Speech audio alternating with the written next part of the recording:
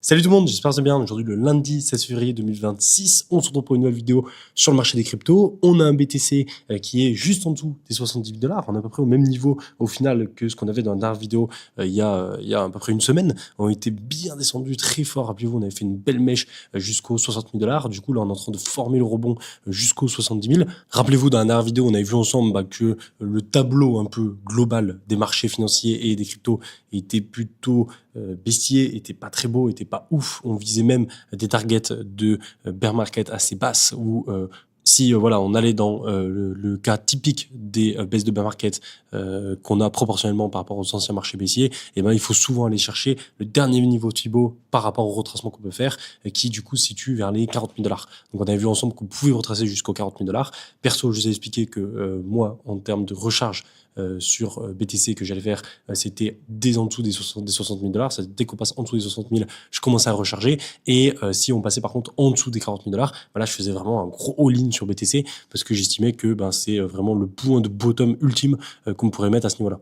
Mais bon, comme d'habitude, les choses évoluent. Et du coup, suivant les nouvelles news qui vont arriver, je vous avais expliqué par rapport au QE déguisé qui pourrait arriver, par rapport au taux d'intérêt aussi qui pourrait être plus baissier que prévu par rapport au nouvel chairman qui va être mis en place à partir de Q2 2026, et ben il y a pas mal de choses qui peuvent évoluer et changer. Et comme vous savez sur les marchés, souvent quand on est dans l'incertitude comme ça, on anticipe le pire, ce qui fait qu'on pèse très très fort. Mais dès qu'on a un peu plus de news qui apportent de l'incertitude, en fait ça se réinverse paf très rapidement. Ce qui fait qu'au final, les tops et les bottoms de marché sont souvent durs à timer et à pricer parce que c'est souvent des petites périodes de temps où entre, tu vas avoir les élastiques à la hausse et à la baisse qui vont être faits par les news d'incertitude et de certitude qui vont être extrapolés, si vous voulez, par le marché.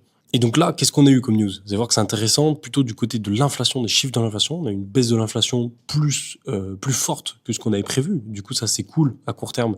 Ça a plutôt bien réagi. Je vais vous montrer aussi un peu les structures qu'on a à court terme, que ce soit en 4 heures, 1 heure. Vous allez voir qu'on a un petit inversement de tendance qui s'est formé avec de nouveau un range en formation en 4 heures avec une déviation à la baisse pour aller chercher l'équité et du coup, paf, on réintègre. Et l'objectif de ce genre de range, c'est de break ça du coup à la hausse, vu qu'on a fait une déviation à la baisse. À l'inverse au final de ce qu'on avait fait sur le Dead Cat Bonds. Et du coup, vous allez voir que j'ai quelques positions à prendre là à court terme en long sur BTC. Donc voilà un peu pour le topo de la vidéo, pour voir ce qu'on va regarder ensemble. Avant de commencer sur l'inflation, les graphiques, etc., je vais vous passer ça, c'était quand même intéressant. Swissborg qui ont ajouté une fonctionnalité. Bon, je pense que vous avez vu au niveau des news par rapport au kidnapping, c'est abusé, c'est vraiment le bull run des kidnappings en ce moment. Et ce qui fait peur, c'est que c'est surtout en France, c'est ouf. On a là, franchement, sur les dernières semaines, derniers mois, enfin même sur l'année 2025 et là début 2026, on n'a jamais eu autant de kidnapping en crypto, personnes qui se font kidnapper pour avoir des rançons en crypto derrière. Et ça fait flipper, parce que forcément, nous, on est à Jeune 4 dans l'univers crypto, donc on est concerné aussi. Moi, j'avais déjà fait un gros travail là-dessus il y a 2 ans où j'avais déjà arrêté de montrer ma tête sur les réseaux, même si bon, c'était pas forcément que pour ça, mais c'était pour avoir un peu plus de vie privée. J'ai arrêté de poster n'importe quel contenu sur ma vie privée et surtout aussi, j'ai pas mal diversifié. C'est-à-dire que maintenant, je suis plus all-in crypto et je suis pas mal aussi dans l'immobilier, que j'ai déjà expliqué. J'ai investi en Asie, en Thaïlande, je suis en train de regarder aussi pour les Philippines, ça m'intéresse, parce que je trouve qu'il y a des choses intéressantes à faire. Et du coup, j'ai la majorité de mon capital qui est quand même plus maintenant dans l'immobilier et beaucoup moins dans les cryptos par rapport aussi à ce risque-là. Et j'ai fait en sorte d'ajouter pas mal de sécurité, de couches de sécurité pour éviter ce genre de problème de kidnapping. Mais le truc, c'est que en fait, même si tu as toutes ces couches de sécurité, etc., si les mecs ils veulent quand même te braquer, même si tu as fait en sorte qu'ils puissent pas récupérer l'argent par rapport à toutes les couches de sécurité que tu as mis, s'ils veulent te braquer, ils le font quand même. Et du coup, c'est un peu problématique. Mais ce qui est intéressant, c'est que Swissborg, alors ça résout pas tout, mais je trouve qu'ils ont ajouté une bonne fonctionnalité. Ils ont ajouté la protection des retraits, ajout un verrou temporel sur vos fonds pendant de 24 heures à 90 jours. C'est-à-dire que sur Swissborg, si vous avez des fonds sur Swissborg, et d'ailleurs c'est une des applications que j'utilise le plus pour l'investissement et que je conseille toujours d'utiliser pour ce genre d'investissement, pas pour le trading mais plus pour le côté spot, je trouve ça vraiment ultra pratique. Et c'est les seuls pour l'instant que j'ai vu ajouter ça et que je trouve ça vraiment intéressant comme fonctionnalité, le fait de pouvoir bloquer ces retraits pendant 24 à 90 jours. Au moins, si tu te fais braquer et tu dois envoyer de l'argent, en fait, t'as tes retraits qui sont bloqués et les mecs, ils peuvent pas récupérer l'argent. Bon, le truc, après, c'est pas ça non plus qui va faire en sorte que tous les problèmes vont être résolus par rapport au kidnapping, mais ça rajoute déjà une couche de sécurité. Et plus on empile les couches de sécurité comme ça, plus tu te retrouves à être une cible moins privilégiée par les kidnappeurs. Après, moi, je différencie deux choses. C'est les couches de sécurité pour éviter, en fait, te faire prendre ton argent. Donc ça va passer par ça, les retraits qui vont durer plusieurs jours, les wallets en multisig, le fait de diversifier son argent, pas tout mettre en crypto, et d'autres couches de sécurité que je vais pas expliquer ici. Et ensuite, il y a l'autre partie qui est différente, qui est essayer de plus se faire discret, moins donner de ses données personnelles sur les réseaux, et essayer de faire en sorte que nos infos personnelles ne soient pas accessibles en fait par ce genre de personnes. Après, malheureusement, on l'a vu, même avec toutes les meilleures protections qu'on puisse avoir, et ben, t'as quand même, là, il y a eu récemment un des fondateurs, enfin, je sais plus qui, mais un des gros gérants de Binance en France, qui a eu ce problème-là. Et c'est assez ouf, en fait, et on se retrouve dans un pays, au final, en France, où on a le plus de problèmes comme ça, parce que je pense que, personnellement, la dureté derrière, en fait, des sanctions pour ce genre d'infraction, elle est pas assez élevée. Du coup, ce qui fait, que les gens, c'est entre guillemets rentable pour eux de continuer à faire ça. Et l'autre truc aussi qui pose gros problème, c'est forcément la revente des données, que ce soit par exemple, je sais plus, il y a eu les données de l'URSSAF, du fisc, qui ont fuité par des gens du fisc, c'est fou, pour revendre en fait ces données-là à des gens, à des braqueurs, à des kidnappeurs. Et ça, je trouve, c'est complètement lunaire, quoi. L'État qui doit se protéger par rapport à ça, en fait là, ils font tout l'inverse. Mais bref, très belle fonctionnalité du côté de Swissborg. Et si jamais ça vous intéresse, je suis pas sponsor par eux, mais j'ai mon lien d'affiliation, donc je vous le mettrai en description. Vous avez un ticket à gratter quand vous arrivez de $50, plus, il me semble, un compte Silver qui est offert au moment de l'inscription. Donc voilà pour tout ça. On passe du coup sur l'inflation, sur ce qui nous intéresse. Regardez ça, les résultats de l'inflation US qui viennent de tomber. On a eu des très très bons chiffres, les gars, parce que en fait, on était à 2,5%, 2,7%. On prévoyait 2,5%, on a eu 4,4%. 2,4%. Et même chose ici, vous voyez, on avait 3,03, on est descendu à 0,2, on était à 2,6, on est descendu à 2,5, on était à 0,2, bon, on est à 0,3. Mais dans l'ensemble, vous voyez, le PCI annuel, on est quand même passé de 2,7 à 2,4. Donc, grosse descente du côté de l'inflation. Et le fait que, on ait l'inflation qui baisse comme ça, c'est plutôt bullish, pour le court terme. Et du coup, quand j'ai vu ça, j'ai direct posé un long rapidement pour essayer de jouer un peu la tendance court terme qu'on pourrait avoir du pricing, en fait, de cette news. Et du coup, ça a été rapide, quand j'ai mis ici, rapide, efficace. En 3 heures, je suis rentré dans mon trade, j'ai clôturé. Du coup, c'est cool, j'ai pas pris non plus énormément, mais j'ai pris un plus 50%, $2,000 de PNL, de bénéfices. En l'espace de 2-3 heures, au moins ça a permis de surfer un peu cette news-là de l'inflation, c'est cool. Et pour revenir du coup sur l'inflation, on a sorti le gros tweet, le gros récap de la macro US. Et vous allez voir que, même si on a une inflation qui baisse, vous voyez, le résultat reste quand même globalement mitigé. Donc voilà, on a quand même une légère baisse de l'inflation, donc ça c'est cool, c'est une très bonne nouvelle. Néanmoins, vous voyez, ce n'est pas encore suffisant pour inciter la Fed à poursuivre ces baisses des taux dès maintenant. Donc ça c'est sûr en fait. C'est pour ça que aussi moi j'étais plutôt bearish, et ce que j'expliquais pour Q1 2026, où j'étais pas ultra bullish, j'étais même plutôt bearish, plutôt baissier, parce que je trouve que en fait la position actuelle des marchés financiers, enfin surtout de l'économie, elle n'est pas apte à avoir une baisse des taux d'intérêt. Et du coup, la Fed n'a pas d'intérêt pour l'instant à baisser les taux et à avoir une politique plutôt ouverte à baisser les taux. Et ça, à mon avis, ça arrivera que pour Q2 2026 avec le nouveau chairman, mais pas avant. Et du coup, jusqu'à Q2 2026, c'est pas forcément ultra bullish. Même si derrière, on a des baisses de l'inflation comme ça, ce qui est plutôt une bonne nouvelle, ça suffit pas en fait pour que la Fed se dise, vas-y, on va refaire une baisse des taux. Et du coup, pourquoi c'est mitigé? Parce que voilà, il n'y a pas que l'inflation forcément à regarder. L'autre côté qui est un peu plus mitigé, c'est que le chômage, vous voyez, a nettement baissé. Et ça, c'était un peu le driver des baisses des taux. En fait, on regardait pas mal le chômage pour savoir si ou pas on allait avoir la baisse des taux, si on allait avoir moins d'inflation. Et voilà, en plus du coup de la baisse du chômage, on a des offres d'emploi qui sont renforcées et l'emploi US qui reprend de la vigueur et se stabilise après une période d'inquiétude. Et ça, les gars, c'est pas forcément bon, parce que je sais qu'en général, on se dit, voilà, moins il y a de chômage, mieux c'est, faut pas qu'il y ait de chômage. Mais ça, c'est du coup du point de vue des gens qui veulent un travail. Forcément, c'est intéressant de pas avoir de chômage. Mais du point de vue des marchés financiers, c'est mieux quand même d'avoir du chômage. Parce qu'en fait, ça va emmener pas mal de mécanismes. Parce que le chômage t'apporte une baisse de la consommation et du coup une baisse de l'inflation et donc une baisse des taux, ce que nous on cherche. Je répète ici. Ouais, chômage égale diminution du pouvoir d'achat, baisse de la consommation, baisse de l'inflation, baisse des taux tout simplement. Et là, du coup, le fait d'avoir un chômage qui redescend, ça va pas en faveur du fait qu'on ait une baisse de l'inflation et du coup une baisse des taux. Donc ouais, il y a tout ça à regarder, et même si on a une inflation qui est descendue, c'est très bien. Du côté du chômage, c'est un peu moins bien. Après, c'est pas non plus dramatique, parce que on y voyait déjà des signes précurseurs durant les dernières semaines par rapport à cette baisse un peu plus forte du chômage.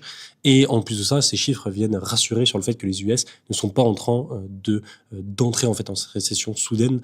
Mais cela, forcément, n'arrange pas les affaires des marchés à risque. Parce que le truc, c'est que c'est toujours une balance. Mais en fait, plus tu as du chômage qui augmente, plus ça va être bon, comme je l'ai expliqué, pour la baisse de la consommation et donc pour la baisse de l'inflation et donc pour les taux d'intérêt. Mais si tu as un chômage qui monte trop fort, eh ben, tu pars en risque de récession. Et si tu as un risque de récession qui est très proche, qui est pricé par les marchés, eh ben, ça peut être assez dramatique pour les marchés. Ça peut faire vraiment l'effet inverse de, voilà, si on part en récession, c'est dramatique et du coup, tout le monde se met à paniquer bien plus fort que si on avait juste un chômage qui descendait. Et du coup, au final, d'un côté, on y perd un peu parce qu'on a une baisse du chômage, ce qui est pas forcément le meilleur truc pour l'inflation. Mais d'un côté, on y gagne aussi parce qu'on écarte le fait qu'on pourrait avoir une récession qui pourrait arriver. Donc bon, c'est un peu compliqué, un peu comme d'hab. Hein. De toute façon, quand tu vas d'un côté au niveau des chiffres comme ça, t'es gagnant d'un côté, puis qu'un peu perdant de l'autre, puis en fait, ça s'inverse suivant le regard que tu portes dessus. Mais franchement, dans la globalité, bon, on a une macro US qui est assez mitigée, mais c'est pas catastrophique. Ça reste plutôt good pour le court terme. Bon, et au niveau graphique, alors c'est intéressant ce qu'on a à court terme. Vous voyez, on a ce petit range en 4 heures qui a commencé à se former. Donc on a vraiment eu notre violente baisse, notre violent dump, rappelez-vous, du Dead Cat Bones aux 98 $. Hop, on a allé chercher le range qu'on avait en daily et paf, on l'a cassé. Et ensuite, on a accéléré à baisse, accéléré à baisse, accéléré à baisse avec un petit rebond, vous voyez, aux 80 000 et pam, on réaccélère à baisse. Ça a été vraiment long. Et on est allé chercher, du coup, enfin vraiment long, plutôt rapide, mais fort, assez intense en termes de volatilité. Et du coup, on allait chercher notre bottom, notre mèche ici, aux 68 $. Ensuite, gros rebond. On s'y attendait à ce rebond, forcément. Au bout d'un moment, on a un rebond du marché. On peut pas faire que baisser. On tape les 60 000, énorme rebond jusqu'aux 70 000. Donc, on forme un rebond d'une amplitude qui est assez élevée, mais qui est, encore une fois, proportionnelle à la baisse. Comme à chaque fois, si tu auras une baisse qui va être très violente, tu auras un rebond qui va être aussi très violent. Tout le temps, c'est proportionnel par rapport à la baisse qu'on a eu avant. Donc on forme le rebond, on commence à former une sorte de petit range en 4 heures qu'on casse à la baisse, on vient chercher les liquidations du coup en dessous de ce range. Et ce qui est intéressant, c'est qu'on revient le tester, on se fait rejeter et on le réintègre. Et en fait, ça c'est un peu similaire au final au range de Dead Cat Bones qu'on a eu vers les 98 000. Vous voyez, on avait un range comme ça, on vient chercher la liquidité au-dessus et ensuite paf, on casse à la baisse. Et du coup là, en fait, on fait l'inverse de ça, où au lieu de dévier à la hausse, aller chercher la liquidité, de casser à la baisse, en fait, on vient dévier à la baisse, chercher les liquidations en dessous du range pour éventuellement, vous voyez, casser à la hausse, comme je vais montrer ici. L'objectif, c'est même de revenir, vous voyez, à court terme, monter un peu, revenir dans la FEG 4 heures qu'on a laissé ici, et ensuite remonter. Donc voilà, c'est un peu ce que j'explique dans mon tweet, où j'explique un peu les longues, enfin les ordres d'achat que j'ai mis dans les FEG 4 heures. Et pour l'instant, bah, ça marche plutôt bien. Parce que ouais, là, dans le range, je vous expliquais, on pouvait continuer à monter un peu, revenir corriger dans les FEG 4 heures avant de remonter. Et je vous ai mis du coup le graphique à jour, et vous voyez, on voit que le cours est bien remonté un petit peu plus haut que prévu et que derrière, paf, on vient corriger et on revient pile dans les FG 4 heures. Et donc, vu que là, on est dans les FG H4 qu'on a ici et qu'on revient les combler, ça peut être une zone intéressante de rentrer sur ce niveau-là pour rejouer voilà, la hausse et le bas du range qu'on a ici. Donc, ouais, vraiment intéressant. Et c'est vrai que à court terme, regardez, BTC à court terme, c'est, bon, je dis c'est parfait, c'est jamais parfait, mais c'est pas mal. On a une déviation sur le range pour aller chercher les liquidations. Donc, ce que j'expliquais, vous voyez, on a le range ici, déviation à la baisse, hop, on réintègre le range, là on va chercher les FG 4 heures, et du coup l'objectif c'est d'aller casser ça à la hausse, vu qu'on allait chercher les liquidations qu'on avait en dessous du range.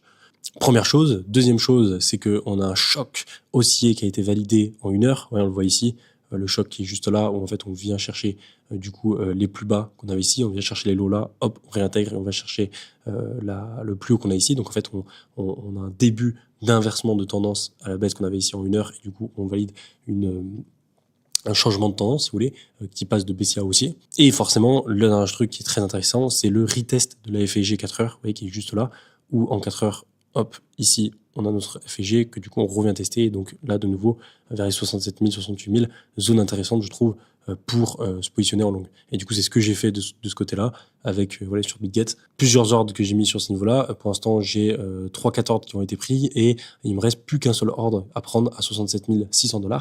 Une fois cet ordre sera pris, bah, j'aurai tous mes ordres qui seront en position avec mon stop loss du coup sur les anciens plus bas à 65 100 $. Je peux vous le montrer, hop, directement ici, hop, voilà, il est là. Alors pour l'instant, je suis à BE, ouais, je suis à plus 100 $, donc je suis à BE. Et du coup, hop, vous voyez ce trade, j'ai mon stop loss qui est là, j'ai mon entrée qui pile du coup actuellement sur le prix actuel à 68 500 $, parce que j'ai plusieurs ordres qui ont été pris un peu plus haut et un peu plus bas. Et mon dernier ordre est ici à 67 600 $, qui correspond au bas de la FEG, vous voyez, 4 heures, qu'on peut d'ailleurs regarder ici, vous voyez, entre la mèche qu'on a là et l'autre mèche qu'on a ici, on prolonge, et vous voyez qu'actuellement on est pile dans la FEG 4 heures. Et du coup, c'est pour ça que j'ai mis un ordre un peu plus bas dans la FEG, si jamais on vient combler un peu plus bas. Et voilà, l'objectif, c'est vraiment de trouver une zone de rebond, une zone de regain en fait de hausse dans cette zone FSG 4 heures. Et du coup, hop, pour passer sur TradingView, pour vous expliquer un peu plus concrètement de quoi il s'agit, hop, je vais remonter un peu le range avec la déviation qu'on avait pour le Dead Cat Bounce. Vous voyez, typiquement, on en avait beaucoup parlé, mais en gros, hop, vous voyez sur le range qu'on a ici en daily, on a formé ce range-là. Et ensuite, on voit de quel côté on commence à avoir la déviation. Donc là, on a une déviation à la hausse ici. Et le fait d'avoir cette déviation ici à la hausse, hop, l'objectif après, c'est de réintégrer range et du coup de casser à la baisse. Typique, hein, quand on a un range, rappelez-vous, si on casse à la baisse, on revient, paf, pète à la hausse. Et si on a une déviation à la hausse, bah souvent on va casser à la baisse ici. En fait, simplement chercher l'équité qu'on a en haut avant de casser à la baisse. Chercher l'équité en bas avant de casser à la hausse. Donc voilà, souvent on vient faire ce genre de mouvement. C'est pour ça d'ailleurs qu'à ce moment-là, j'avais shorté ici au 96 000 pour jouer en fait la baisse et la cassure de ce range ici. Et comme d'habitude, bah souvent tu vas avoir un mouvement en fait qui va suivre. Alors là, il était quand même assez violent, mais qui va être proportionnel au Dead Cat Bounce, enfin au range que tu as eu avant. Et vu que là on a un Dead Cat Bounce qui a duré quand même 70 jours avec pas mal d'amplitude, ouais, on allait chercher le premier niveau de Fibo ici, bah forcément la baisse était aussi assez proportionnelle. Donc la même chose, hein, faut pas s'attendre à si on casse ici et qu'on forme, qu'on valide cette déviation là et qu'on vient break à la hausse, faut pas s'attendre à une montée comme ça à l'inverse aussi violente.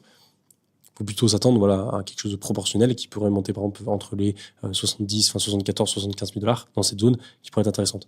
Mais du coup, hop, pour zoomer un peu plus dans ce qu'on a actuellement, vous voyez, même chose, mais cette fois-ci à l'inverse. Au lieu d'avoir range, hop, déviation à la hausse et ensuite on break à la baisse, et ben là c'est l'inverse, on a vraiment hop, le range, déviation à la baisse ici, et là du coup l'objectif c'est de péter à la hausse. Et en fait, rentrer sur toute cette phase-là, c'est pas forcément intéressant. L'autre jour, vous voyez, je suis rentré, comme j'expliquais tout à l'heure sur Twitter, à ce niveau-là, et je suis direct sorti après ici, pour jouer en fait la news de l'inflation qui a été précise juste avant. Parce que du coup, j'ai eu les chiffres de l'inflation direct, et dans les minutes qui ont suivi, du coup, je trouvais ça intéressant de rentrer pour jouer du coup voilà, le pricing de cette news qui dure en général quelques heures. Donc ça, c'était plutôt un trade court terme. Et là, par contre, ce trade-là, il est un peu plus safe dans le sens où, vous voyez, on a validé le retournement ici de la tendance. Donc, on n'est plus dans une tendance baissière, mais on passe dans une tendance haussière. Et du coup, jouer en fait le retracement, vous voyez, de la tendance classique. Hein, quand on monte, on fait toujours ces mouvements-là, vous voyez. Et jouer, hop, l'entrée sur ce niveau-là, quand on retrace ici pour jouer le prochain mouvement de hausse. Je trouve ça intéressant. Et donc, ma target, pour l'instant, je l'ai pas encore mise. Vous voyez, je m'en se place ici à 65. Mais, à mon avis, mon TP, il sera vers les 74, 75 000 dans cette zone-là. Donc ouais, pour ça, après là c'est sur du court terme, du coup vous voyez je long à court terme, mais c'est pas pour autant que je reste ultra bullish là pour les prochaines semaines, prochains mois. Et c'est pas pour autant que je pense qu'on va repartir et on va réintégrer je sais pas les nouveaux plus hauts et qu'on va repartir en tendance haussière.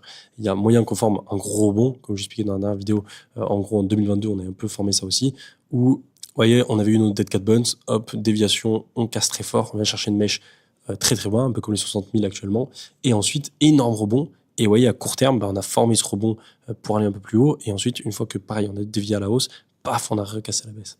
Et ça, ce mouvement-là, pour l'instant, c'est celui que j'anticipe pour BTC. Ce qui m'empêche pas, à court terme, en fait, si vous voulez, de jouer à la hausse, par exemple, ce petit mouvement-là, mais d'être toujours plutôt méfiant et baissier à moyen terme. Là où ça risque de changer, c'est par rapport aux news qui arrivent et par rapport au temps que ça prend. C'est-à-dire que ouais, là, on est venu chercher très bas. Hop, on a notre rebond. Le rebond, il risque d'être un peu plus long. Hein, vous voyez, de faire un truc comme ça. Et là où je me méfie, c'est que, vous voyez, on a le plus haut ici. Si on commence donc à former notre rebond là-dedans et que là, on dévie ici vers les 75 000, vous voyez, je vais commencer à taper ici et même regarder éventuellement pour un short parce qu'en fait, derrière, on peut réintégrer tout ça et recasser à la baisse. Et ça peut jouer. Et vous voyez, moi, je joue à la hausse ici, mais après, je pourrais rejouer en short ici. Le truc, c'est que ça dépendra de plein de choses, que ce soit déjà par rapport aux news macro, que ce soit par rapport à la Fed, par rapport au marché au global et aussi tout ce qui est le dollar, le S&P, Nasdaq, etc., voir comment ça évolue aussi de ce côté-là. Et vous voyez, encore une fois, ce qui est intéressant, regardez un peu les retracements qui peuvent se faire. Et rappelez-vous, on avait vu ensemble que le Dead Cat Bounce, là, le top pouvait être vers les 98 000, parce qu'on avait aussi, rappelez-vous, hop, première zone de Fibo ici, qui était pile sur les 98 000. Et du coup, c'était une zone à aller chercher qui était parfaite pour former en fait le Dead Cat Bounce et repartir à la baisse. Et là, si vous voulez, c'est la même chose. On peut faire à peu près la même action, où on prend le top ici, le bottom là, et on regarde un peu le retracement en termes de rebond jusqu'où on peut aller chercher. Et vous voyez, le premier niveau de Fibo, qui est en général le niveau qu'on va aller chercher en continuation baissière, c'est-à-dire que quand on baisse, hop, on baisse, et quand on a un rebond, on va chercher le premier niveau de Fibo avant de rebaisser, et ainsi de suite, vous voyez, on rebaisse, on va chercher le premier niveau de Fibo, et on rebaisse, etc. Et donc là, vous voyez, ce premier niveau de Fibo, ce qui est intéressant, c'est qu'il est pile de nouveau sur les 74, 75 000 $. Et c'est la target que j'expliquais juste avant pour mon long que j'ai là à court terme. Ouais, là, si on vient du coup valider ça et qu'on vient monter ici, bah, mon TP il sera entre les 74 000 et 75 000 dans cette zone du premier niveau de Fibo. Parce que là, ça va être une zone assez importante où bah, si on arrive à la passer, on arrive à aller s'installer au-dessus, ouais, après que ça, et même aller retester ici, puis repartir ici, là, ça peut être intéressant de se dire bah, que là, on avait un bottom et que là, on repart dans une nouvelle tendance haussière avec le Q2 qui arrive, etc. et tout ce qu'il y a derrière comme bonne news. Par contre, si on voit que voilà, on s'est rejeté et que ça commence à être compliqué sur cette zone et qu'on commence à dévier, tac, à faire un truc comme ça, et ben là, on est sûrement reparti pour soit aller chercher un deuxième bottom à ce niveau-là ou aller chercher du coup une deuxième baisse avec un point bas, un bottom plus bas. Ouais. Et ça, du coup, ça évoluera au fur et à mesure du temps, voir comment se forme le rebond. Donc, pour tout ça, je voulais regarder du côté du ruban. C'est intéressant parce qu'on a le ruban weekly qui est juste là. Et ouais, du coup, on s'est fait rejeter. Alors, c'est vraiment intéressant ce ruban parce que ouais, depuis le début, depuis qu'on le regarde ici, ouais, à chaque fois qu'on est revenu dedans, on a rebondi. Et le jour où on est passé en dessous avec la clôture weekly, et ben, on a vraiment changé de tendance. Et on est parti dans un retest du ruban où on s'est fait rejeter. Et en fait, ça marche très bien parce que du coup, tout le long, en fait, on a rebondi sur sa moyenne mobile jusqu'au jour où on l'a cassé et parfois le retest inverse, on s'est rejeté. Le truc qui est intéressant, c'est qu'actuellement, oui, il est très, très, très, très haut. Et en fait, si là, on prend un peu de temps, on prend plusieurs semaines, à rebondir, à aller chercher un point de rebond, et ben on pourrait voir où se situe le ruban, voir si ou pas on revient tester pour se rejeter. Donc ça, c'est quelque chose à surveiller.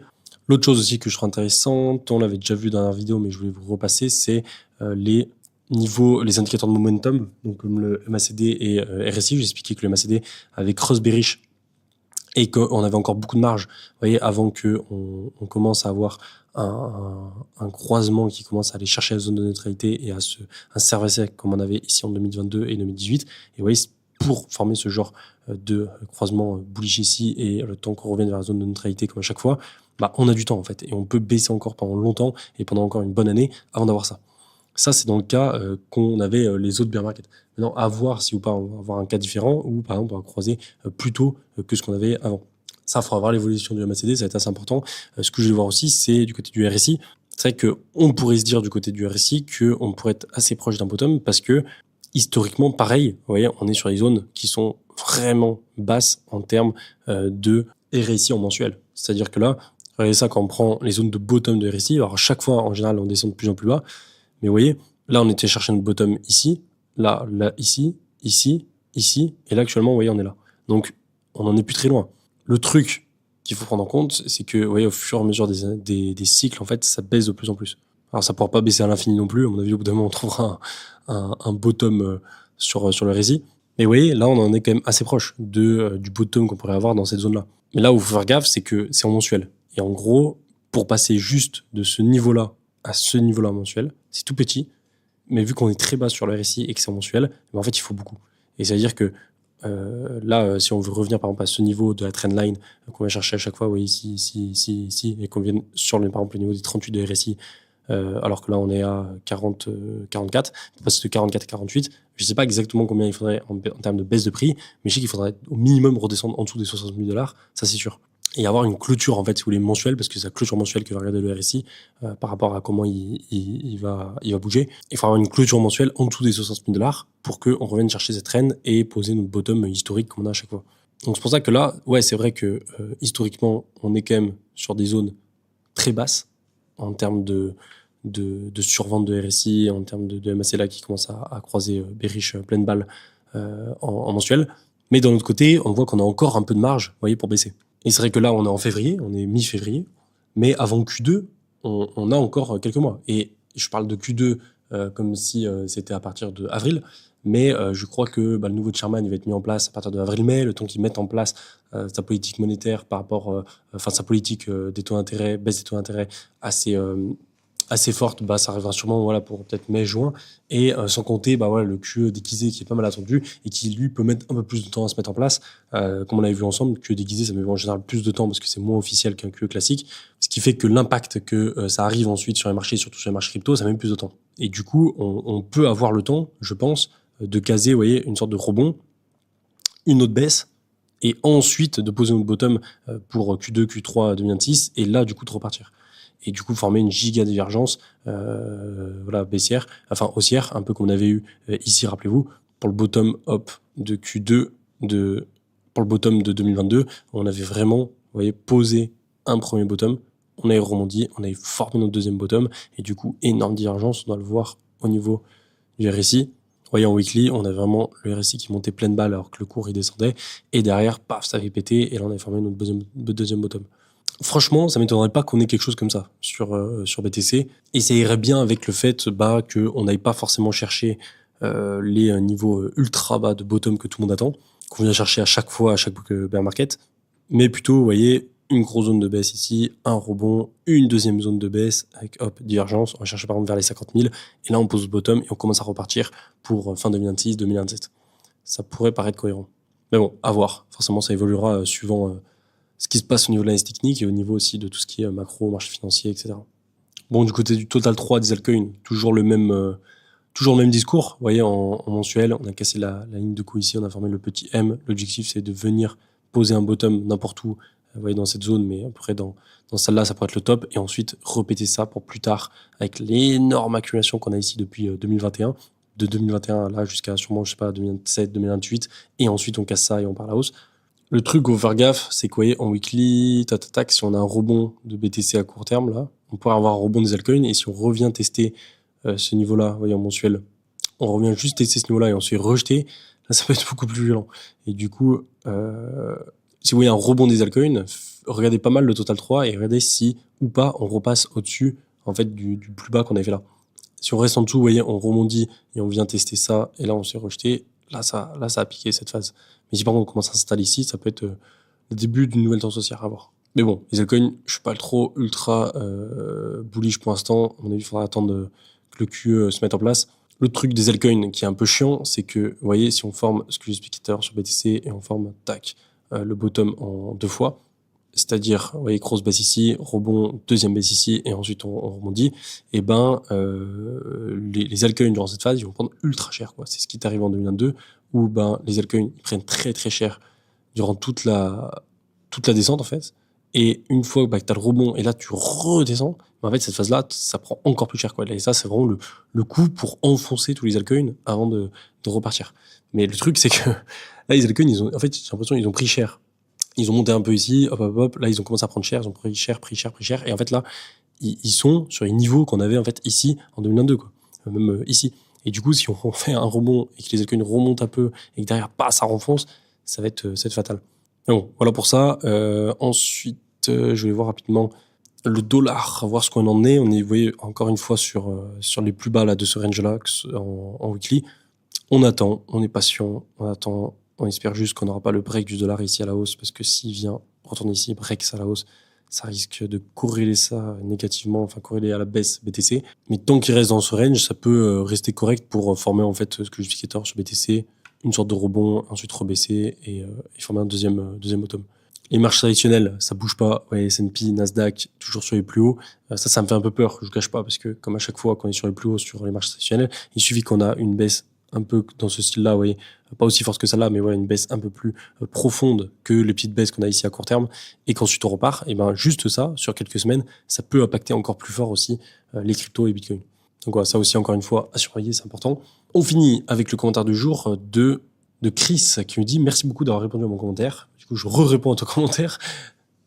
Ça fait vraiment plaisir. Du coup, j'en refais un. Ne crois-tu pas qu'on pourrait faire un double top 126K, 60K, 130K avant d'aller beaucoup plus bas, comme on avait fait en 2021, 64, 30, 69K. Alors, c'est intéressant ce que je dis, parce que, regardez ça en 2021, c'est un peu ce qu'on avait fait, hop, ici, vous voyez, en weekly. On avait vraiment formé un double top en faisant, vous voyez, un premier top ici, grosse correction de moins 50%, deuxième top, et on part en bear market.